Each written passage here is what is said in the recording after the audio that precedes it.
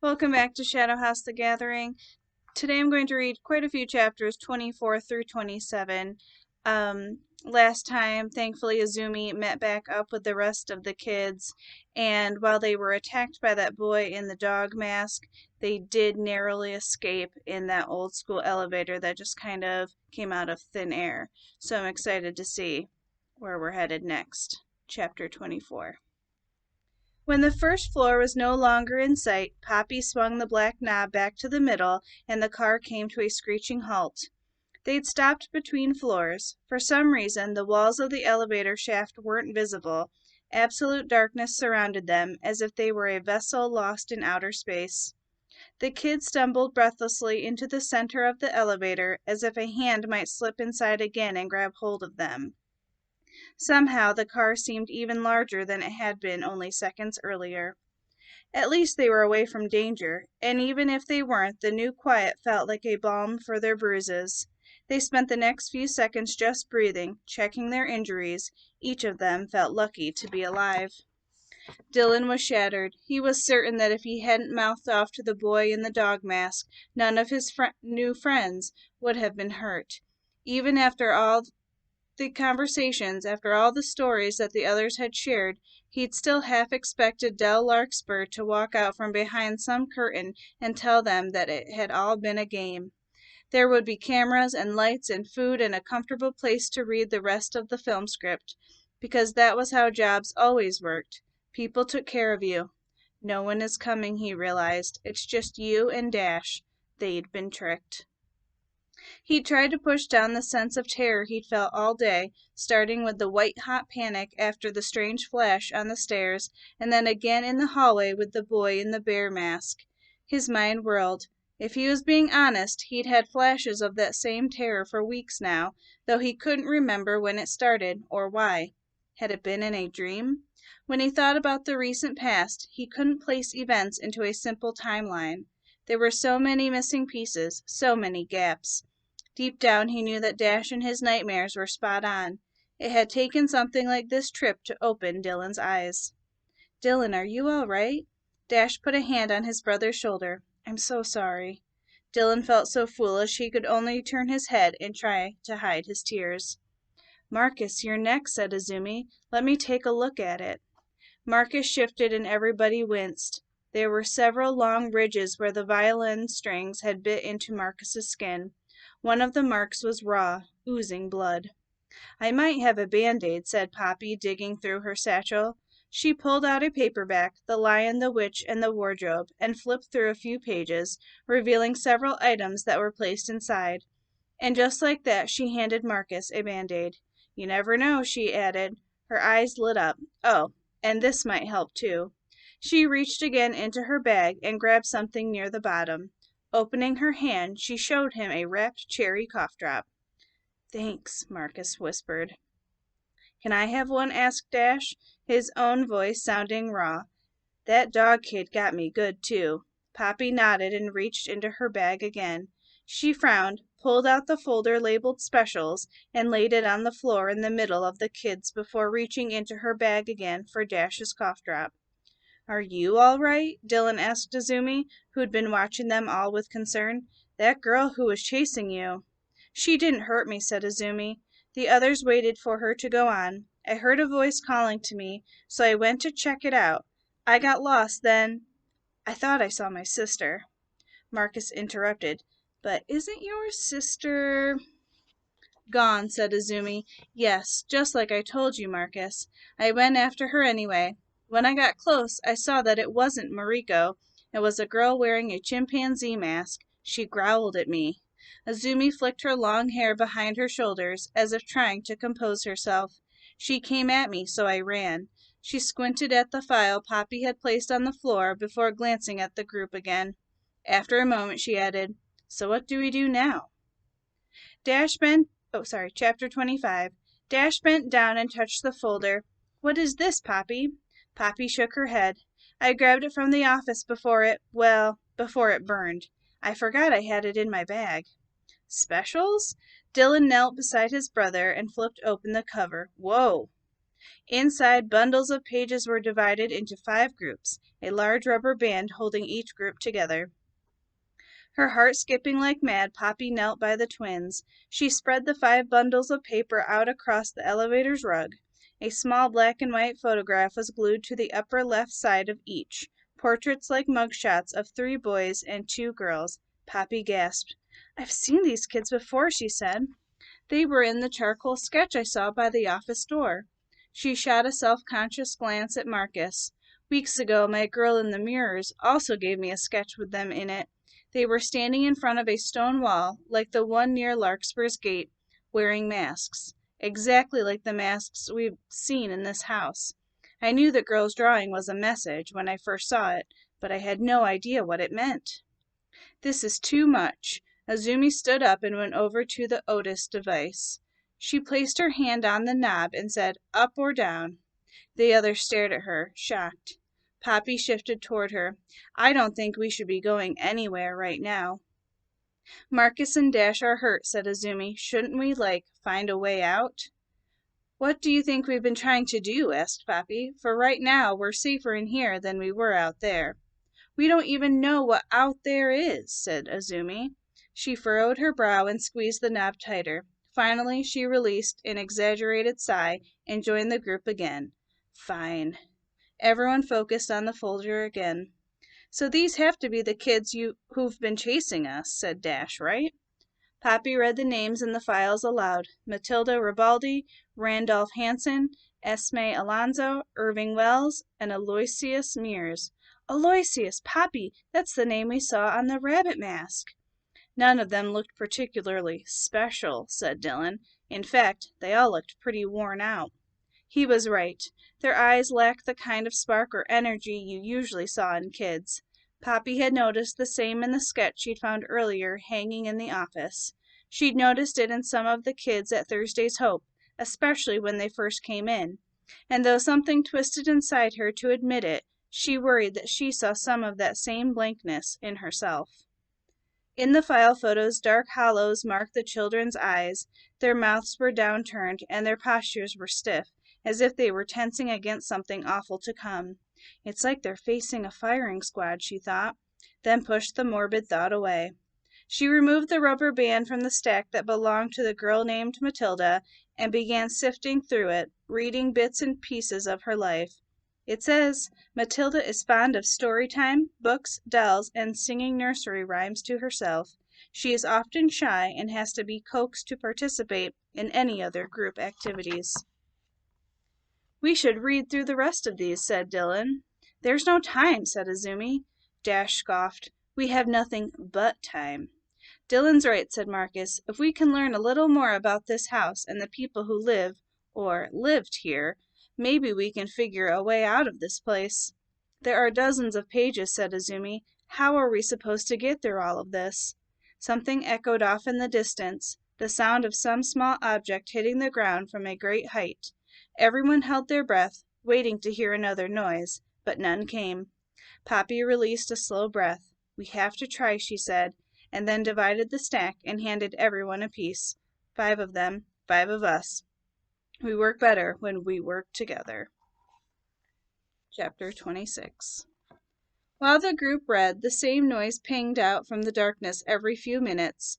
It startled them each time. Thankfully, it didn't sound like it was getting any closer. "Can I see your pages?" Dylan asked Dash, and he passed them over. After a moment, Dylan said, "Someone blacked out a whole bunch of the personal history sections in both the Irving and Aloysius files." The others nodded, showing him their files too. The papers were covered in thick markings. "Maybe it was that Caldwell guy," said Dash, "the orphanage director." He glanced at his brother. Poppy noticed he was always looking over at Dylan, checking in with him. She envied such a close connection. "That's what I'm hoping to find out," Poppy said. Dash went on scanning the sheets. For some reason, the director didn't want anyone to know where the kids came from or who they were before they got here. "But there is a little bit about their personalities," said Marcus. "I think this whole folder was a small part of something larger. Look, there are notes throughout this one that show Cyrus must have kept more information about these kids." As Marcus read more, His eyes grew wide. "And what he did to them," he added. "What do you mean?" asked Poppy. "What did he do to them?" "This kid, Randolph, was a musician." Marcus looked up at the others. "Just like me," he said slowly, pausing as if to absorb what that meant. "It says that Cyrus refused to let Randolph play his instruments. The boy in the dog mask attacked me with a broken violin. I think he was Randolph." "Oh my goodness," said Poppy, holding her hand to her mouth as she read. "The director made Matilda destroy all of her dolls. They must have been the same dolls she tried to show me in the burning office." Dash held up his pages. Aloysius was mute. He had a sweet tooth. The director wrote that he contaminated Aloysius's favorite candies with a dye that stained his mouth and made him ill. Dash looked sick himself. "I guess that was the black gunk I found inside the rabbit mask." "Irving loves being social and playing games," read Dylan. He cringed as he scanned what was on his page. The director forced Irving to wear cuffs and chains around his ankles to stop him, just like the kid I saw in the bear mask. "What about your folder, Azumi?" asked Marcus. "What did you find?" Azumi's face was frozen. When she spoke, her voice was tight and measured. "Esme missed her older sister," she said. Her eyes glinted with a flash of something dangerous, and for a moment Poppy felt frightened to sit beside her. Mr. Caldwell would not allow her to send letters, to respond at all, even though she begged and begged and begged him. Esme was so angry she wished she could. Azumi glanced up, her vision clearing. "She must have been the one I saw in the ape mask." After Poppy had heard all of this, she was nauseated. She couldn't imagine that this man who shared her own last name might possibly be related to her. The monster. "There's one thing no one's brought up yet," she said. The others watched her expectantly. "These pages were signed decades ago. If the kids who we encountered today are the same ones from this folder, well, you all know what that means, right?" "You said earlier that you thought the house was haunted," Dylan answered slowly. "I guess we found our ghosts." "I don't understand," said Marcus. "How could someone be so horrible to a bunch of kids?" "Because people can be horrible," said Poppy, her face like a stone. "They don't need reasons." "No wonder they're all so angry," said Dylan. "They've been hurt." "Hurt is not the word I'd use," said Poppy. "It's way worse than that." "Sorry if I don't have too much sympathy for them at this point," said Dash, and Azumi nodded emphatically. "Especially if they're the ones who brought us here." "Someone contacted us," said Dylan. "Can ghosts use the internet?" asked Dash. "Can they mail letters?" Dylan shrugged, looking off into the darkness surrounding them. "I don't know. It was just a thought." "Let's say Dash is right," said Marcus. Dylan nudged his brother's shoulder playfully, and Dash managed a brief smile. Marcus cleared his throat and went on. "Let's say these orphans—" "The specials," said Dash. "Right," said Marcus. "The specials. Let's say they're the ones who wanted us to come to Larkspur." He paused, seeming lost in thought. "Why us? What's so special about us?" "Well, Dash and me are kind of famous," said Dylan. "Does that really make you special, though?" asked Azumi, raising an eyebrow. "Some people think so," Dash said. "I'm still confused about the animal masks," said Poppy. "The director wrote something about that, too." Azumi sorted through Esme's file again. "Here it is." She read, "The masks remove the children's identities. Whenever they glance in the mirror, they shall see nothing of their past, and whatever future they try to imagine shall be devoid of malignant expectation. These children will be my empty vessels, and I shall fill them with wonder." Azumi's laugh was dry as dust. "Wonder," she spat, as if rejecting the word. Mr. Caldwell had a pretty warped sense of it. Poppy had been quiet, but she had been thinking hard. She frowned, turning the idea over again and again in her head. When she finally spoke, she wasn't loud, but what she said made the group sit up and listen. "What I think is more important is the connection that we have with the specials." "What do you mean?" asked Dylan. "5 of them, 5 of us, right?" said Poppy. "There's Matilda and me. She loved her storybooks, and my books are my favorite treasure. Esme Alonzo, the girl in the ape mask, was trying to reach out to her sister, and Azumi's sister went missing. There's another connection." Azumi squeezed her eyes shut in rejection. Poppy moved on. Then there's you, Marcus, and Randolph Hanson, both musicians, both prodigies. What about us? Asked Dylan. Am I supposed to be like the kid named Irving, the chained-up bear? What are you implying? You are pretty charismatic, said Dash with a grin, peering over at Irving's paperwork, social and friendly and at times persuasive. Poppy held back surprised laughter while Dylan glared at her. He turned to his brother with a smirk. If that's the case, then you're the mute one. Dash didn't take the bait. Well, I don't talk that much, it's true. Azumi's mouth was a flat line. So we are like the specials, she said.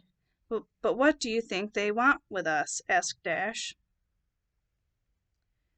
Maybe they want us to take their places, said Dylan. Maybe, like, if they trap us here, they can go free.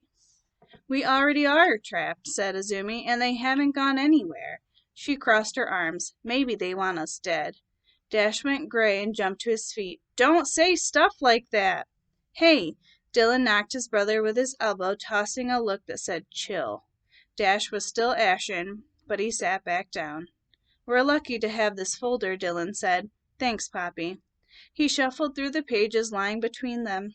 Poppy blushed, squeezing her hands in her lap. I don't think they expected us to get a hold of it, he added. Or maybe they did, said Azumi, and it's filled with a bunch of lies. Everyone stared at her for a few seconds. What? Did I say something funny? There's something else we're missing, said Poppy, trying to sound upbeat. Something that's not in this file. We haven't talked about how we are connected, the five of us. Sounds like you have another idea, said Marcus. Poppy's had a lot of good ideas, actually, said Dash. If we stick with her, we might actually get out of this awful place. Poppy felt herself flush red. She glanced around the group and realized that everyone was paying attention to her, as if she'd suddenly become their leader. This had never happened before, not in school, not at the group home, not anywhere. Spit it out, said Azumi. Spit it out, Poppy, said Azumi. We don't have all day. That same pinging sound echoed out from the darkness again. No one gave it a thought until a few seconds later, when it was followed by another noise, a scraping, like something being dragged across the floor, and very, very close. Chapter 27. Everyone leapt to their feet and huddled in the center of the rug, crushing some of the file pages beneath them. They peered out anxiously through the bars of the cage, searching the ocean of black for movement. Someone's coming, whispered Azumi. I told you. The overhead lamp dimmed slightly. No, no, no, Poppy whimpered, and Dylan shushed her. She covered her mouth with a shaking hand. There was movement in the distance, 4 figures emerging from the murk, closing in on them from every side of the elevator. The cage had never been a refuge. Instead, like a phosphorescent glow in the deepest depths, its lamp had created a lure. And now the predators had arrived. The scraping sounds got louder from all directions as the figures marched slowly toward the elevator, a bullseye with an ever-shrinking circumference. Is it them? Asked Dash. Is it the specials? Marcus leaned forward and squinted, trying to make out the figures in the gloom. He snapped back into the middle of the huddle as if for protection. No, he said, it's something else. The elevator lamp cast light only about a dozen feet from where they stood, and as the shapes came closer, their details were finally apparent. It's us, whispered Poppy, an echo of what Marcus had said in the game room hours earlier. Approaching the cage were 4 papier-mâché figures like the ones that Azumi had pulled down from the mantel in the game room. But these dolls were as tall as the kids themselves. With their joints locked in place, the figures moved stiffly, swinging their weight from side to side, each of them dragging one foot and then the other in a syncopated rhythm. There were the 2 identical figures painted light brown, dressed in shorts, graphic t-shirts, and sandals, brothers. Around the corner from them, a girl painted pink, hitched and swayed. Splotchy freckles covered her cheeks, and across her torso was the strap of a pink satchel. Adjacent to her was the boy with red hair. Around each of their necks hung thick white cords, dragging along the floor behind them. Nooses. The figures moved slowly, purposefully, sure of themselves, as if they knew they had all the time in the world. What do we do? Asked Dash in a strangled whisper. Dylan broke toward the Otis device in the corner. Up or down? He asked. Up, yelled Azumi. Down, screamed Poppy at the same time. Dylan tried to push the knob left, but the little sphere came off in his hand. The elevator didn't move. Panicked, Dash grasped at the end of the rod, but he only ended up cutting the tips of his fingers. The figures were within several feet. Poppy yanked the twins back into the center of the car, away from the walls of the cage. Dash's whisper was practically inaudible now, as if he was mute with fear. What do we do? He repeated. Stay calm, said Poppy, thinking furiously. I mean, these things are made out of paper. Empty vessels, right? What could they possibly do to us? But she had spoken too soon. The Poppy figure's right arm was severed below the elbow. Her words from the game room came back to haunt her. You don't play with them, you break them. From the hole in the plaster dangled an ashen arm, its fingers wiggling slightly. As if reading Poppy's mind, Azumi said, Those things aren't empty. And that concludes the reading for today. Come back tomorrow.